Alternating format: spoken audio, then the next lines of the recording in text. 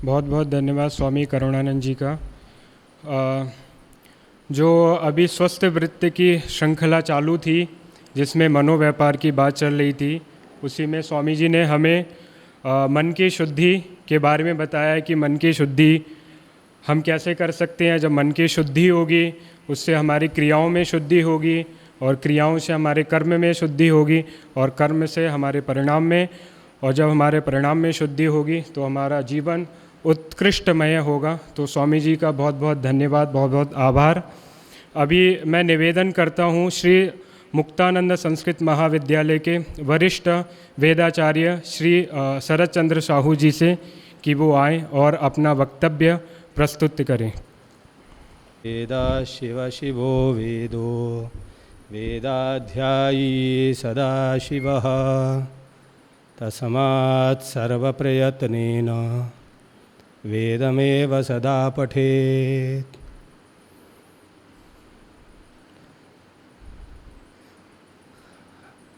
हम लोग का तो प्रवचन काल स्थगित हो रखा है, स्वामी जी को मिला हुआ है। हम पढ़ते हैं पतंजलि महाभाष्य में एक ग्रंथ है व्याकरण का, पतंजलि महाभाष्यम। उसमें कहा है व्यक्ति विद्या को 4 तरह से उपयोग करता है। एक अध्ययन काल, जो हर किसके जीवन में आता है, कोई उससे अछूता नहीं रहता। विद्यालय नहीं भी जाते हैं तो कहीं ना कहीं उसका अध्ययन काल आता है। वो गिल्ली डंडा लेके भी तो कुछ सीखता है। तो अध्ययन काल पूरा होता है तो अगला काल आता है स्वाध्याय काल। भाई जो गुरु जी से पढ़ लिया है उसको पचाओ, स्वाध्याय करो, थोड़ा ठहरो, प्रवचन देने न निकल पड़ो, पहले स्वाध्याय काल को अपनाओ, उसको पचाओ पहले। उसके बाद तीसरे पे आता है प्रवचन काल। वैसे हम लोग को भी प्राप्त है गुरुदेव जी की कृपा से, तो स्वामी जी को हल्का करना चाहिए तो 4 रविवार आता है महीने में, तो अंतिम रविवार मिल जाए हम सब के लिए। पर्याय लग जाएगा। हमारा प्रकाशानंद जी भी आए हैं तो उनका भी एक आध पर्याय लगेगा, आपको भी थोड़ा रेस्ट हो जाएगा। अब गुरुदेव जी ऐसा सोचें। तो प्रवचन काल भी चलता रहना चाहिए। वैसे अध्यापक को सर्वदा प्राप्त है प्रवचन काल। वो करता क्या है? यही तो करता है। प्रवचन ही तो करता है कक्षा में। चौथा है व्यवहार काल, मतलब उस पे जियो, बाकी प्रवचन देना छोड़ दो। वो चौथा काल तक पहुंचना है। बोलने से कोई मतलब नहीं, करो पहले, स्वयं करो, आपको देखते हुए दूसरा करेगा, आपको बोलने की आवश्यकता है ही नहीं। वो है व्यवहार काल। विद्या की उपयोगिता, ये 4 प्रकार से हम अपने जीवन में करते ही है।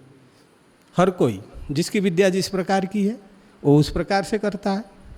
भाई हमारा वेद है तो हम वेद को लेकर करते हैं, व्याकरण है तो व्याकरण को लेकर करते हैं, ऐसा है। तो मैं उपस्थित हुआ हूँ प्रवचन काल के लिए नहीं, एक बहुत ही आनंद का विषय है। हमारे यहाँ 2005 मई से, कि शायद मैं मई में आया था तो वहाँ से ही मैं गिनता हूँ, तब से वेदाध्ययन इस भूमि पर प्रारंभ हुआ। और हमारे वेद में शुक्ल यजुर्वेद माध्यान्हिनी शाखा, उसको वाज सनेई भी कहते हैं, मिला के माध्यम दिन वाज सनेई शाखा प्रातःकाल हम बोलते हैं। तो उसमें 40 अध्याय हैं और 1975 मंत्र हैं। अब प्रतिकानी लगाते हैं तो 2000 से ऊपर जाता है। अब प्रतिकानी आप सब नहीं समझ पाएंगे, जो पढ़ते हैं वो समझते हैं। कोई मंत्र ऐसा आता है उसमें वो आधा मंत्र रहता है और उसके साथ 7-8 मंत्र हमको बोलना होता है, वो प्रतिकानी के रूप में आते हैं। मंत्र तो वो भी है। तो 2000 मंत्र हैं ये। तो इस 2000 मंत्रों को एक शब्द आता है हस्तामलकवत। आपने पढ़ा होगा शास्त्र में। शास्त्र का जब भी हम उसका वैशिष्ट्यम पढ़ने लगते हैं, भाई इसको हस्तामलकवत कर लो, ये आता है छात्र के लिए निर्देश आता है। मतलब हाथ में जैसे आंवला लेते हो ना, मुट्ठी में वो पूरा आ जाता है, ऐसा कर लो, ऐसा आता है। तो हमारे मध्य में एक छात्र, जैसे मैंने मंगलाचरण वेद शिव शिवो वेदो वेदाध्याय सदा शिव कहा है, हम उसको बाबा बोलते हैं, मैं बोलता हूँ। सात्विक व्यास जी, उन्होंने पूरे 40 अध्याय मुझे विधिवत सस्वर कंठस्थ सुना दिया है। उनका परसों उन्होंने पूर्ण किया अपना। तो उनको खड़े हो जाए।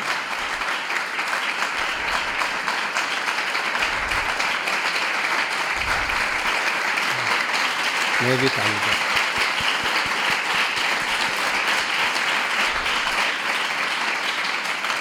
तो इन्होंने अभी इनको पूरा 40 अध्याय 2000 मंत्र कंठस्थ है। और मैं अकेला ही साक्षी नहीं हूँ कि मैं यहाँ सुनता हूँ, कमरे में नहीं, यहाँ मुक्तेश्वर धाम में उसका सुनता हूँ। और जो मेरे पास पढ़ने आते हैं वो सब साक्षी है, इसको उन्होंने देखा है प्रत्यक्ष। और मैं कह रहा हूँ तो आप मुझे मानोगे, ऐसा मैं मानता हूँ। कभी ऐसा भी हम वो करने के लिए एक सलाका कर सकते हैं सात्विक जी के लिए। सलाका तो समझते हो ना भाई, सलाका से हम पलट देते हैं, वहीं से पूछ बैठते हैं। तो ऐसा कर सकते हैं एक आनंद लेने के लिए, है उनको पूरा कंठस्थ। तो आप सात्विक जी, हम वर्ग के अनुसार वेद पढ़ते हैं तो चतुर्थ वर्ग में से संदीप लोक के वर्ग में थे, है ना। इनका जो वर्ग है वो वेद में चतुर्थ वर्ग है।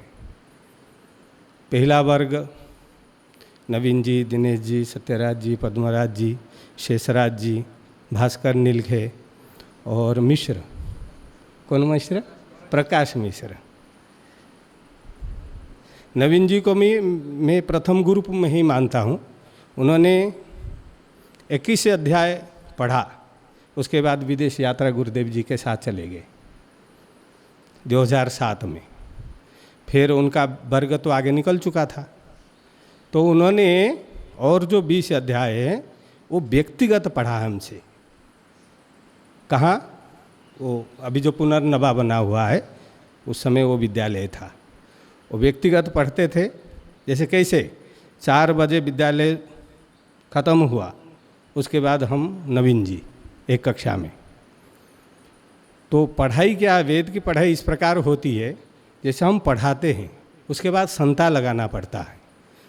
तो आपने गुरुदेव जी से मुंह से सुना होगा, वो जो कुएं के पास एक कमरा है, वहाँ उसके साथ घृतराज के साथ नवीन जी पाठ करते थे।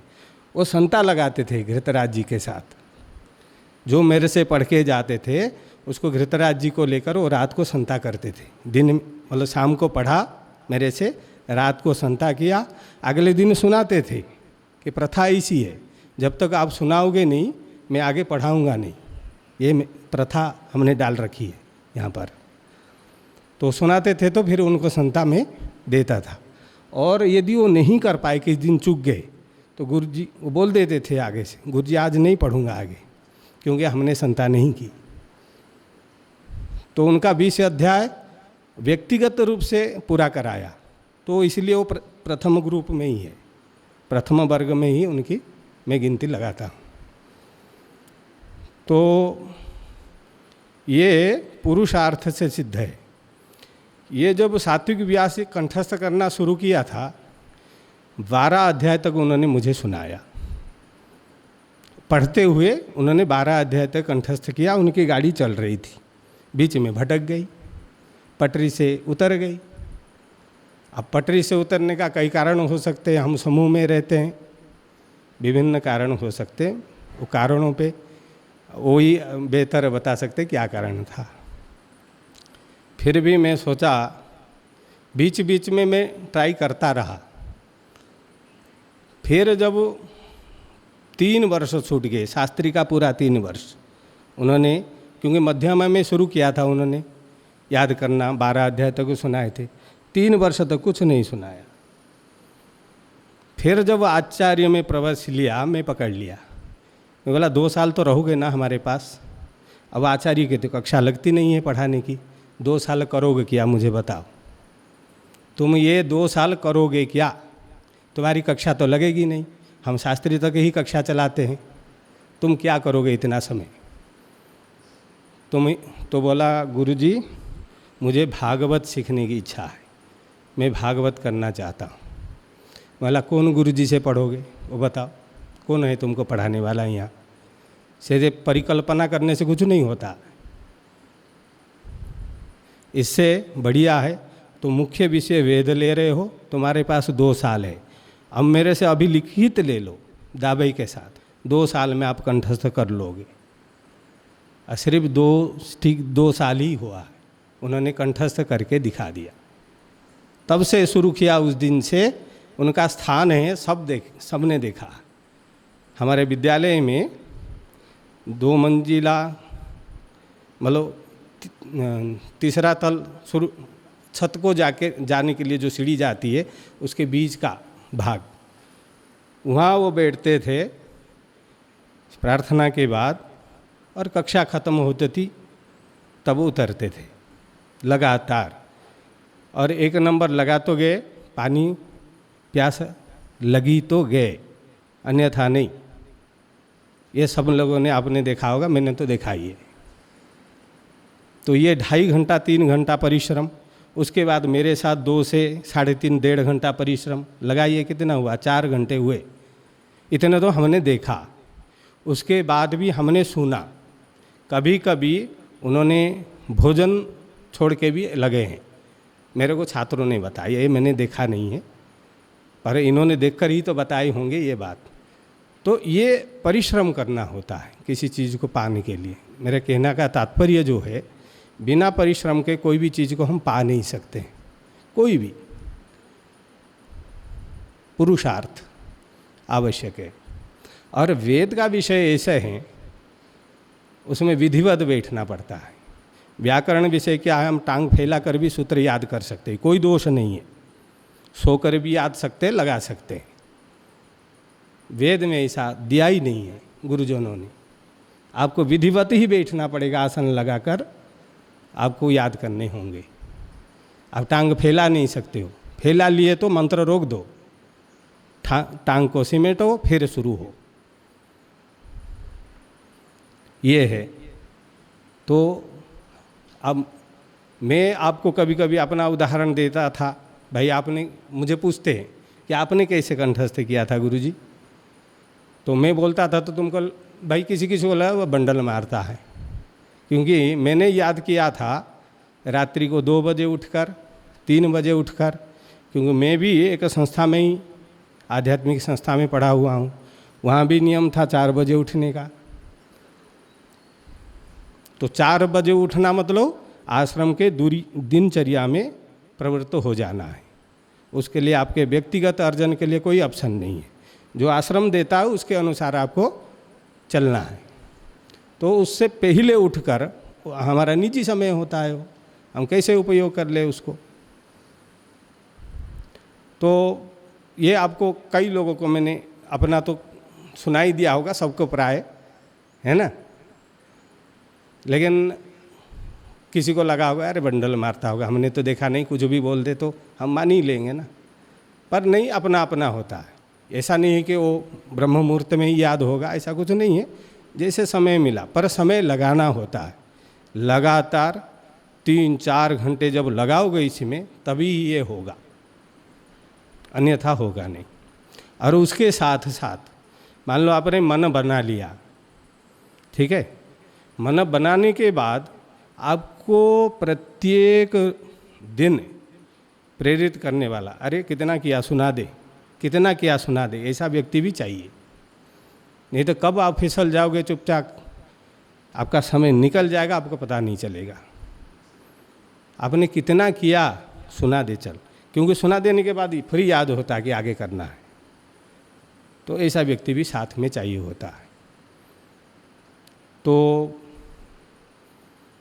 और भी संख्या में निकले गुरुदेव जी तो। और ये आप बोलोगे हमको समय चाहिए, समय पर्याप्त है, ये गुरुदेव जी कहते हैं, मैं भी कहता हूँ, समय पर्याप्त है, सब कुछ करते हुए किया जा सकता है। आप बोलोगे सात्विक जी को तो पूरा समय मिला, क्या उन्होंने और विषयों को भी नहीं किया? क्या वो आचार्य भी पास कर रहे हैं, साथ साथ आश्रम की दिनचर्या भी कर रहे हैं, पूजा पाठ में भी भाग ले रहे हैं, सेवा में भी भाग ले रहे हैं, ले तो रहे हैं ना। पर एक दृढ़ निश्चय होने से समय निकल आता है। अपने व्यक्तिगत कुछ समय प्राप्त होता है, उसको भी हम उपयोग कर सकते हैं। खेलना कूदना अनिवार्य है, उसको छोड़ नहीं सकते, क्योंकि उससे हमारा जो शारीरिक मानसिक जो आजकल के भाषा में स्ट्रेस है ना, वो दूर होता है। वो तो आप करो, पर मान लो 1 घंटा खेलने का है तो आप 45 मिनट खेल लो, 15 मिनट इसके लिए, जो व्यक्तिगत समय कैसे बचाया जाता है। और कहीं से समय तो आएगा नहीं 24 घंटा में से, तो ऐसे कहीं कहीं बचा के आप कर सकते हैं। तो जो मैं यहाँ खड़ा हुआ हूँ, सिर्फ हम इनको देखते हुए हम और प्रेरित हों। और मैं तो नाम लेके कहूँगा, सोनू है दूसरे नंबर पे, वो फिसला हुआ है कई दिन से, आया हुआ सोनू इधर। तीसरे नंबर पे अभिषेक गौड़ है, जो कंठस्थ करने में, सोनू 16वां अध्याय सुना रहा है, अभिषेक गौड़ 13 अध्याय सुनाकर स्थगित है 4 महीने से। तो इनको मैं प्रेरित करना चाहता हूँ। आपने 1.5-2 वर्ष, 1 वर्ष तो मानूंगा, क्योंकि 1 वर्ष हमारा वेद ही चला, उसमें ये लोग 12-13 अध्याय तक पहुँचे, हरिओम जैसे, दीपांशु जैसे 9-8 अध्याय तक पहुँचे। तो जो कर सकते हो वो करें। और जो मुख्य विषय लिया है भाई, मुख्य विषय में पारंगता तो चाहिए भाई। आप वेद मुख्य विषय में लिए तो वेद को सही प्रतिपादन के लिए, करने के लिए आपकी क्षमता होनी चाहिए अंदर। प्रवचन काल को निभाने के लिए, व्यवहार काल तो बहुत कठिन है, क्योंकि उसको आत्मसात करके उसके साथ जीना होता है। पर प्रवचन काल के लिए तो आप तैयार हो। तो यही सब निवेदन है, जो कर सकते हैं तो और भी कुछ निकल के आवे, क्योंकि विभिन्न स्थान हैं। अब गुरुदेव तो जैसे ही ऐसे जो भी किसी क्षेत्र में तैयार होता है, उसको कहाँ लगाना है उनका पहले से तैयार रहता है उनके मस्तिष्क में। मैं ऐसा अनुभव करता हूँ। तो आप तैयार हो जाते तो आप कहीं ना कहीं लग जाते हैं और आपका शुरू हो जाता है वो कार्य। तो आप जैसे करके निखर के आएंगे, आपका उपयोग होगा ही होगा, निश्चित रूप से होगा। तो सात्विक जी को, मेरे को ये पहला ग्रुप वालों ने एक घड़ी दी थी पारायण पे, जो पारायण इनका पूरा हुआ 2009 को, तो वो घड़ी मैं सात्विक जी को देता हूँ।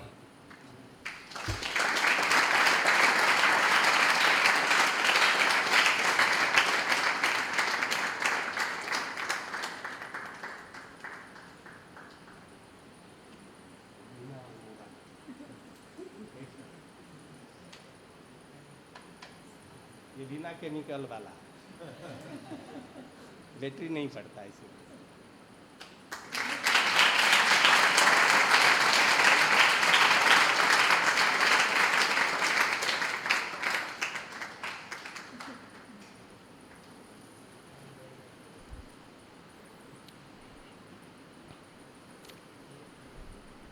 घड़ी चल रही है, काल जैसे चल रहा है चल रही है। इसको पहने रहो तो चलता है, ये घड़ी ऐसा है। आपका हाथ हिलता रहे तो अंदर की मशीन हिलती है तो चलता है। तो अपना क्या है, अपना थोड़ा फक्कड़ है, कभी इच्छा हुआ तो पहन लिए, नहीं तो नहीं, मतलब शौक नहीं है। गुरुदेव जी ने और एक घड़ी दे दी है तो इसको पहन लेता हूँ। गुरुदेव जी की याद आता है तो उन्होंने बोला दिए हैं, कभी पहनता नहीं बोलेंगे, तो इसको पहन लेता हूँ। उन्होंने एक वो भी दिया था, सोने का चेन, तो मैं बोला मैं तो पहनता नहीं हूँ, कम से कम सुजाता को बोला तुम पहन लिया करो, गुरुदेव जी ने दिया है, अपने को तो शौक़ नहीं है इसलिए। तो ये मतलब वो पारायण के दौरान गुरुदेव जी ने कभी दीपावली के समय दिया था, मुझे याद है। तो इस प्रकार मेहनत हम तो बोलते, गुरुदेव तो बोलते क्या हमको दिखता है। अब विविध विषय में पारंगत हो, कोई एक विषय में तो आपका पकड़ होना चाहिए, जैसे आपको चुना जा सके इसके लिए, भाई ये मतलब ये कर ही देगा, हमें संशय नहीं होना चाहिए। ऐसा पारंगता और सभी क्षेत्र में ऑलराउंडर जरूरी है, क्योंकि जो प्रगति होती है किसी एक क्षेत्र में तो नहीं होती है, विविध क्षेत्रों में प्रगति होती है। तो विविध क्षेत्रों को लेते हुए भी आप एक विषय को दृढ़ता के साथ आप कर सकते हैं, और वो समय विद्यमान है ऐसा पहले दृढ़ संकल्प आपके अंदर लाइए, और जो हैं वो आगे हमें सुनाते रहें। हमारा स्थान ये है, और समय भी बता देता हूँ, 3:30 से 4:30 मैं यहाँ होता हूँ पक्का, क्योंकि कुछ पढ़ते हैं। आप कोई भी आ सकते हो, या किसी को मना नहीं करता हूँ। फिर 8:30 से 9:30 पौने 10 तक, 10 तक का भी यहाँ मैं होता हूँ। कुछ पूछना हो, कुछ पढ़ना हो तो सबका स्वागत है। अब मान लो कभी नहीं होता हूँ तो उस दिन हम चेले शिष्यों की, गुरु जी चेले की बात हो गई होती है कि भाई आज इस कारण से हम नहीं होंगे वहाँ, ठीक है। और कभी कभी मैं वहाँ से बालकनी से देखता हूँ ये अंधेरा पड़ा है, तब भी नहीं आता हूँ। भाई चेला ही नहीं आता, हम सोचते हैं अभी किसको पढ़ाएंगे, तो ऐसा भी कभी कभी जाता है। तो मेहनत कीजिए हर एक क्षेत्र में, और वेद को वेद मूर्ति संज्ञा ये महाराष्ट्र में दी जाती है, जो पूरा कंठस्थ कर लेता है, अध्ययन कर लेते हैं नहीं, कंठस्थ कर लेता है तब देते हैं। तो ये एक हमारे शांति मंदिर के लिए एक हर्ष का विषय है। अब हर एक क्षेत्र में सब ऐसे बढ़े हुए हैं, तो सब मेहनत कीजिए, पुरुषार्थ ही आगे ले जाता है, चाहे आध्यात्मिक विषय हो, चाहे सामाजिक विषय हो, चाहे किसी भी कोई भी मार्ग हो, पुरुषार्थ ही आगे बढ़ाता है। हर एक चीज़ के लिए पुरुषार्थ करनी होती है, चाहे सकाम कीजिए चाहे निष्काम कीजिए। सद्गुरुनाथ महाराज की जी। सुनकर बहुत खुशी होती है, और बहुत बहुत बधाइयाँ। बहुत सरल स्वभाव के हैं ये, और जब भी अपना वेद पाठ करते हैं, अभ्यास करते हैं, उनके दौरान उनको एक मुलेठी करके एक गोली आती है, तो शायद उनको उसकी ज़रूरत पड़ती है, तो पुनः पुनः आके उन्होंने एक डब्बी बना रखी है, वो उसमें आते हैं कि मुझे कुछ गोलियां चाहिए। तो बहुत सरल स्वभाव हैं। अच्छा लगता है ये देख के कि परम पूज्य श्री गुरुदेव जी का जो कार्य है उस पे हम लोग सभी अच्छा कार्य करते हैं, तो दिल से प्रसन्नता होती है, और बाबा जी का जो कार्य है उसको हम लोग आगे बढ़ाते चलें। और वेदाचार्य जी की मेहनत से ये सब कुछ संभव हो पाया है कि वो अपना पूरा टाइम देते हैं इस चीज़ के लिए। मेरा दुर्भाग्य है कि मैं पूरा वेद नहीं कर पाया, लेकिन कोशिश जारी है, अभी मैं पूरा करूँगा और फिर द्विवेदी बन जाऊँगा मैं। तो इसी श्रृंखला को आगे बढ़ाते हुए मैं स्वामी प्रकाशानंद सरस्वती जी महाराज तथा उनके सहपाठीगण से निवेदन करता हूँ कि अभी हम लोग नाम संकीर्तन धुन का आनंद लेंगे। ओम भगवान, ओम भगवान, ओम भगवान मुक्तानंद भगवान।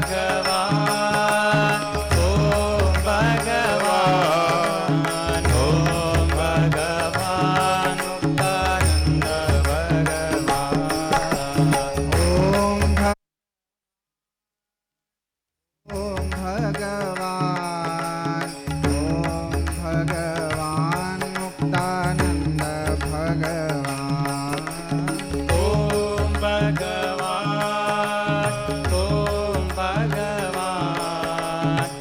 ओम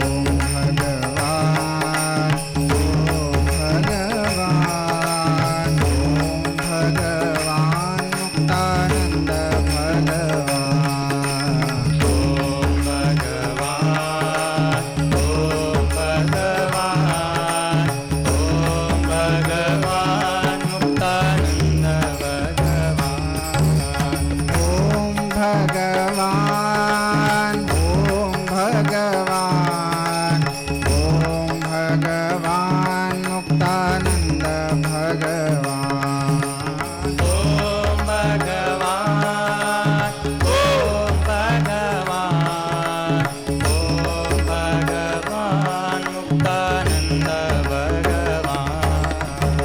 ओम भगवान ओम भगवान ओम भगवान मुक्तानंद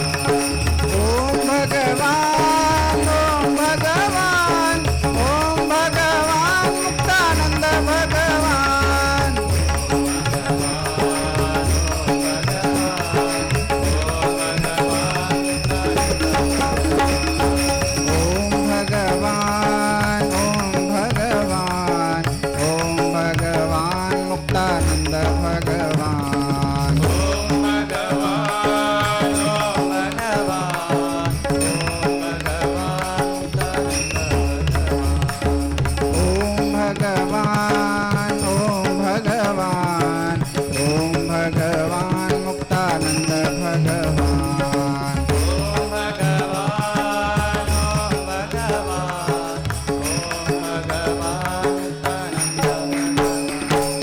ओम भगवान ओम भगवान ओम भगवान मुक्तानंद भगवान ओम भगवान ओम भगवान ओम भगवान ओम भगवान ओम भगवान ओम भगवान मुक्तानंद भगवान ओम भगवान ओम भगवान ओम भगवान तन्न भगवान ओम भगवान ओम भगवान ओम भगवान मुक्तानंद भगवान ओम भगवान ओम भगवान ओम भगवान तन्न भगवान ओम भगवान ओम भगवान ओम भगवान मुक्तानंद भगवान ओम भगवान ओम भगवान ओम भगवान तन्न भगवान ओम भगवान ओम भगवान ओम भगवान मुक्तानंद भगवान ओम भगवान ओम भगवान ओम भगवान तन्न भगवान ओम भगवान ओम भगवान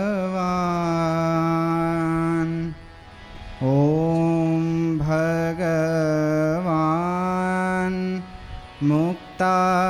मुक्तानंद भगवान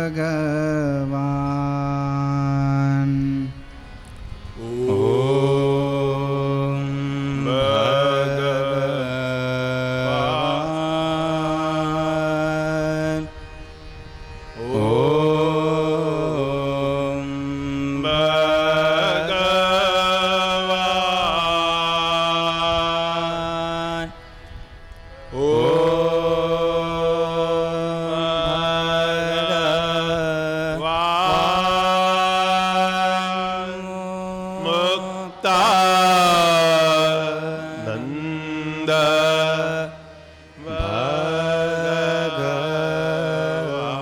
भगवान सद्गुरुनाथ महाराज की जय।